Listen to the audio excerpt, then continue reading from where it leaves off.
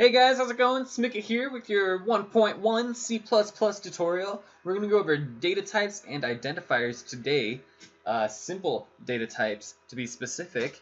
So what exactly is a data type, you ask? Well, the best way for me to explain that is to just go ahead and show you.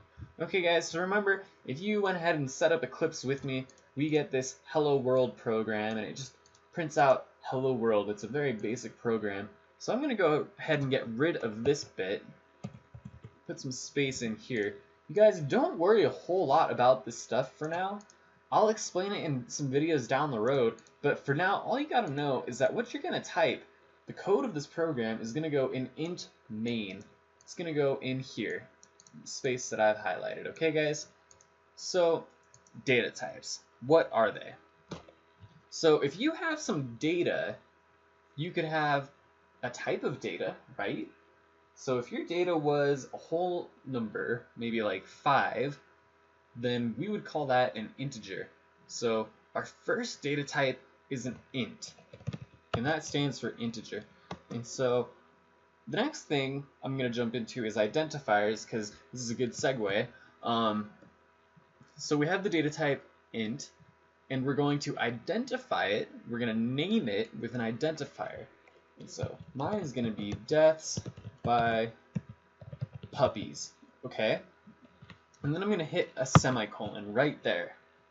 And there you go, guys. So what has happened here is we have used the data type int to, well, set aside some memory for deaths by puppies. And the memory that has been set aside is going to take data of the type integer. Okay, so we could say that this is equal to 5. And there you go, guys. Our computer has created deaths by puppies. It is an integer that equals 5. So hopefully that makes sense to you guys, alright? And then if we just left it like that, it would have created deaths by puppies, but it wouldn't equal anything. It would just have made space for whatever number it might equal in the future. Okay, guys? So the next data type I want to talk about, and there are many different types, is bool. Okay, and bool basically is short for Boolean, which is true or false. Okay, so if you have anything that is a bool, it is going to be one of those two things, true or false. So I'm going to put is it true.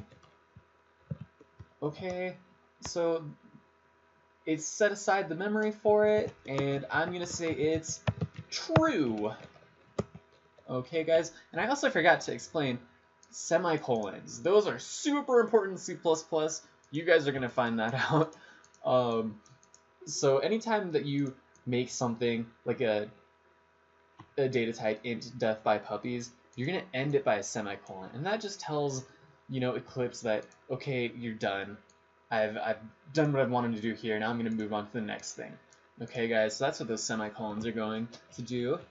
Okay, so the next thing I'm going to talk about is float. Okay, so we got the data type float. I'm going to name it my float.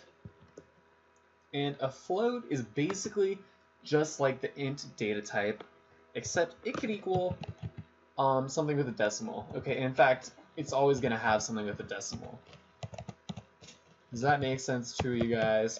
Not really a whole lot to say about that. Okay.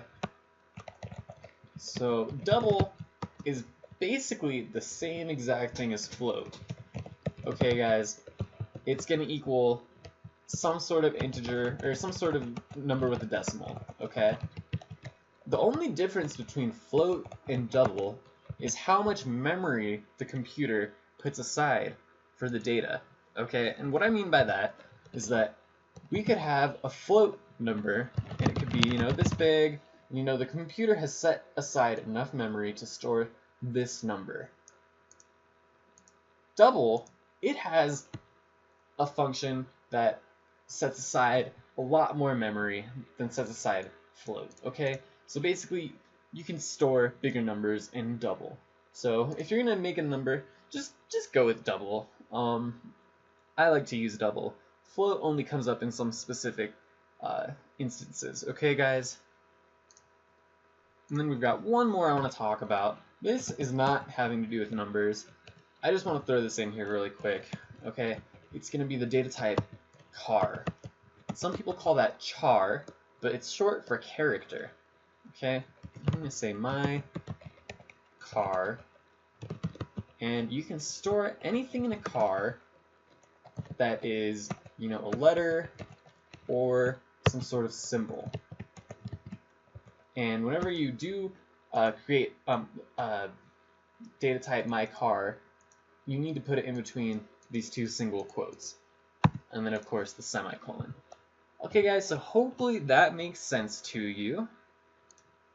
I just want to go over one last thing, and that's going to be rules for the identifiers. There are certain things that you have to name these, okay?